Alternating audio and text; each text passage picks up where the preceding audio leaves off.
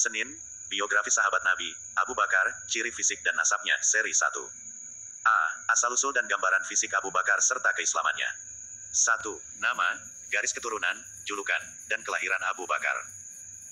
Nama lengkapnya adalah Abdullah bin Utsman bin Amir bin Amr bin Ka'ab bin Sa'ad bin Taim bin Murrah bin Ka'ab bin Lu'ay bin Ghalib al-Qurashi at-Taimi, yang lebih dikenal dengan Abu Bakar As-Siddiq bin Abu Quhafah. Dia dijuluki Atik karena wajahnya yang tampan dan nasabnya yang baik. Abu Bakar memang berasal dari garis keturunan yang bersih dari celah. Pada suatu kesempatan Rasulullah Shallallahu Alaihi Wasallam sedang duduk bersama beberapa sahabat, tiba-tiba datang Abu Bakar. Maka Nabi Shallallahu Alaihi Wasallam bersabda, siapa yang suka melihat Atik orang yang terbebas dari api neraka, silakan melihat Abu Bakar. Maka julukan itu pun menempel pada diri Abu Bakar dan dia terkenal dengan sebutan itu. 2. Sifat dan gambaran fisik Abu Bakar. Abu Bakar dilahirkan 2 tahun 6 bulan setelah peristiwa penyerangan Ka'bah oleh tentara gajah. Beliau berkulit putih, berperawakan kurus, tipis kedua pelipisnya, kecil pinggang sehingga kainnya selalu turun dari pinggangnya, wajahnya tirus, matanya cekung, berkening lebar, dan selalu mewarnai jenggotnya dengan inai maupun katam, sejenis tumbuhan yang digunakan untuk menghitamkan rambut. 3. Orang tua Abu Bakar dan keislaman mereka. Abu Bakar tumbuh di bawah naungan ayahnya Abu Quhafah yang masuk Islam pada peristiwa Fatu Makkah dan ibunya Ummul Khair, Salma binti Sakar bin Amir, sepupu Abu Quhafah, yang juga masuk Islam dan menjadi salah satu sahabat Rasulullah Shallallahu Alaihi Wasallam bersama sang putra. 4. Karakter Abu Bakar dan kedudukannya di kalangan bangsa Quraisy. Masa muda Abu Bakar tidak ternodai oleh keburukan dan perilaku negatif kaum jahiliyah, karena dia memegang teguh sifat-sifat luhur bangsa Arab. Abu Bakar dikenal sebagai pribadi yang berakhlak mulia, sosok yang menyenangkan, mudah membantu sesama, jujur dalam setiap perkataannya, baik pergaulannya, bahkan mengharamkan atas dirinya khamar sejak masa jahiliyah. Dia sangat mengerti garis keturunan bangsa Arab, terutama garis keturunan Quraisy, termasuk cerita-cerita mereka, yang baik maupun yang buruk, dan menguasai ilmu tawil mimpi. Lebih dari itu dia juga merupakan seorang pedagang berpengalaman dan terlatih. Semua itu membuat Abu Bakar disukai dan sangat dipercaya oleh kaumnya serta menempati posisi yang terhormat. Maka tidak heran jika kemudian Abu Bakar menjelma sebagai salah satu pemuka kaumnya pada masa jahiliyah dan menjadi salah satu elemen penting dalam permusyawaratan mereka. Bahkan dia merupakan satu dari 10 tokoh Quraisy yang berlanjut kemuliaannya sejak masa jahiliyah hingga masa Islam. Di samping itu, Abu Bakar pun dipercaya sebagai koordinator dalam urusan diat. Jika dia telah memutuskan sesuatu dalam urusan itu, yang lain akan ikut dan segera menyetujuinya. 5. Keislaman Abu Bakar.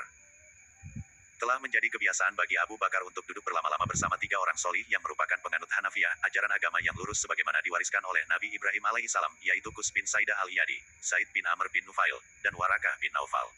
Dia amat suka menyimak kata-kata mereka dan mendengarkannya dengan penuh perhatian.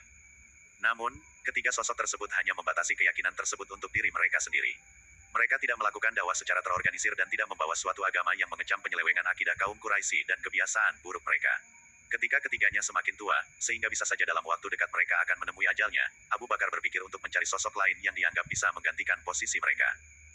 Lantas terpikir olehnya sosok Muhammad bin Abdullah Shallallahu Alaihi Wasallam.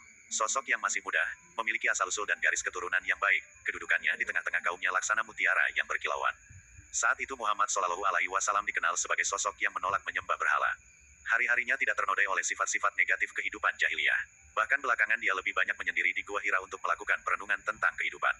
Sehingga dia sampai pada keyakinan adanya sang pencipta yang harus diagungkan dengan tanpa mengagungkan selainnya. Memang dia tidak menghina berhala-berhala yang menjadi sesembahan kaumnya, tapi dia pun tidak pernah memujinya apalagi bersujud padanya seperti yang biasa dilakukan oleh kaumnya. Dia telah memisahkan diri dari kaumnya untuk mencari kebenaran yang hakiki. Dapat dikatakan bahwa Abu Bakar merupakan teman sebaya Muhammad Shallallahu Alaihi Wasallam karena usia mereka tidak terpaut jauh. Abu Bakar melihat ada yang berbeda pada sosok yang satu ini. Menurutnya, Muhammad Shallallahu Alaihi Wasallam pantas menjadi panutan dan layak dianggap sebagai teladan yang terpercaya. Abu Bakar mencoba menghidupkan kembali memorinya untuk mengingat-ingat berbagai kejadian penting yang senantiasa menjadi buah bibir di kalangan kaumnya di seantero Mekah. Ingatannya mulai tertuju pada suatu peristiwa luar biasa yang terjadi beberapa tahun lalu, tepatnya ketika kaum Quraisy menyelesaikan proyek renovasi Ka'bah. Waktu itu, setiap orang bersikeras mendapatkan kehormatan untuk mengembalikan Hajar Aswad ke posisi semula. Terjadilah keributan di antara mereka, hingga hampir menyulut terjadinya perang seperti Perang Fijar, sebuah peperangan hebat yang melibatkan suku Quraisy.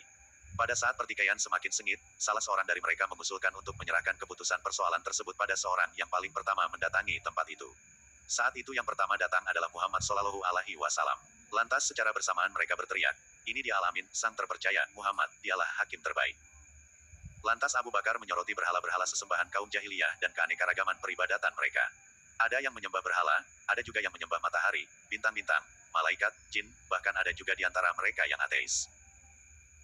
Ajaran Hanafiyah pun tenggelam di balik gelombang kesyirikan. membuat Abu Bakar bertanya-tanya dalam hati, kenapa tidak datang seseorang yang dapat menyelesaikan pertikaian kaum Quraisy dan menyelamatkan mereka dari pertumpahan darah. Abu Bakar pun berusaha mencari tahu lebih banyak tentang sosok Al-Amin, yang tak lain merupakan teman dan sahabatnya sendiri. Untuk itu dia sengaja ikut dengannya dalam perniagaan ke negeri Syam, sehingga dia pun sempat mendengar ucapan Rahib Buhaira tentang adanya tanda-tanda kenabian pada diri sahabatnya tersebut. Abu Bakar pun semakin mengagumi sosok Muhammad Shallallahu Alaihi Wasallam. Dia melihat pada diri sahabatnya itu potensi sebagai penyelamat dan pemberi solusi atas problem keyakinan yang dihadapi kaumnya.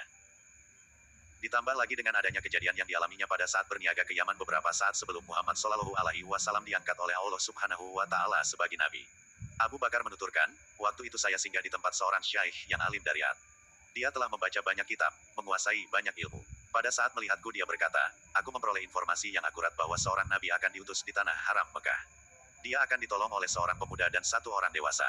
Yang muda merupakan sosok yang suka menantang bahaya dan menolak berbagai bentuk kesengsaraan, sedangkan yang dewasa berkulit putih, berperawakan kurus, memiliki lalat di perutnya, dan memiliki di paha sebelah kiri. Lantas dia memintaku untuk menyingkap bagian perutku agar dia dapat melihatnya. Saya pun melakukan apa yang diminta, hingga dia melihat adanya tahi lalat hitam di atas pusarku. Dia pun berseru, kamulah orangnya, demi Tuhan Ka'bah. Saya ingin memberitahukan sesuatu kepadamu, camkanlah. Apa itu? Tanya Abu Bakar. Janganlah engkau condong pada hawa nafsu, berpegang teguhlah pada jalan yang utama dan pertengahan, dan takutlah pada Allah dalam segala sesuatu yang telah dianugerahkannya padamu. Sekembalinya Abu Bakar ke Makkah, dia menanti saat diutusnya sang Nabi yang ditunggu-tunggu. Maka begitu dia memperoleh informasi bahwa sahabat karibnya Muhammad Shallallahu Alaihi Wasallam memperoleh wahyu dan diberi amanah untuk mengemban risalah dari langit, dia pun bergegas menemuinya dan bertanya, wahai Muhammad, benarkah apa yang diberitakan oleh masyarakat Quraisy bahwa engkau telah meninggalkan Tuhan-Tuhan kami, merendahkan akal kami, dan mengkafirkan para orang tua kami? Rasulullah Shallallahu Alaihi Wasallam menjawab, benar. Sesungguhnya saya adalah utusan Allah dan Nabi-Nya. Dia mengutusku untuk menyampaikan risalahnya. Saya pun sungguh-sungguh mengajak engkau ke jalan Allah. Demi Allah, ini adalah kebenaran yang hakiki. Saya mengajakmu wahai Abu Bakar untuk menyembah Allah semata yang tidak ada sekutu baginya. Maka janganlah engkau sembah sesuatu pun selain Allah. Saya pun mengajakmu untuk berjanji untuk senantiasa taat kepadanya. Lalu Rasulullah Shallallahu Alaihi Wasallam membacakan beberapa ayat Al-Quran. Tanpa pikir panjang, Abu Bakar langsung menerima ajakan masuk Islam dan segera menyatakan penolakannya terhadap penyembahan berhala. Dia segera menanggalkan segala bentuk kemusyrikan dan menegaskan kebenaran Islam. Dia pun pulang dalam kondisi telah menjadi seorang Muslim yang membenarkan kenabian Muhammad Shallallahu Alaihi Wasallam. Abu Bakar terhitung orang yang pertama kali masuk Islam. Dia sangat yakin akan benarnya kenabian Muhammad Shallallahu Alaihi Wasallam dan dakwahnya. Dalam hal ini Rasulullah Shallallahu Alaihi Wasallam menyatakan, setiap saya mengajak seorang masuk Islam, selalu terbesit tanya dan keraguan dalam benaknya. Berbeda dengan Abu Bakar, dia tidak terpikir panjang untuk memenuhi ajakanku dan dia tidak ragu sedikitpun.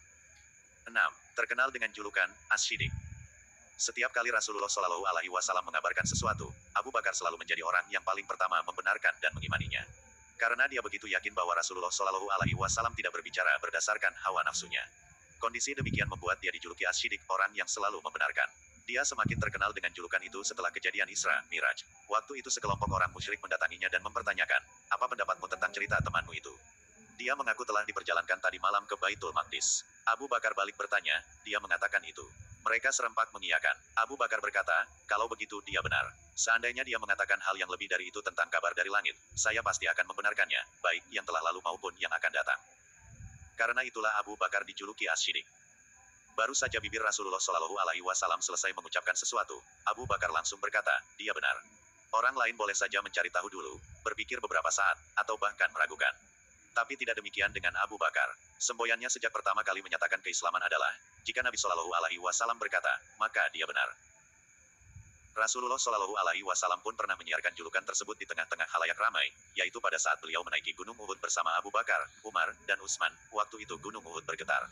Maka Rasulullah Shallallahu Alaihi Wasallam berkata, tenanglah wahai Uhud, di atasmu hanyalah seorang nabi, seorang siddiq, dan 2 orang syahid. Bersambung insya Allah 3 titik.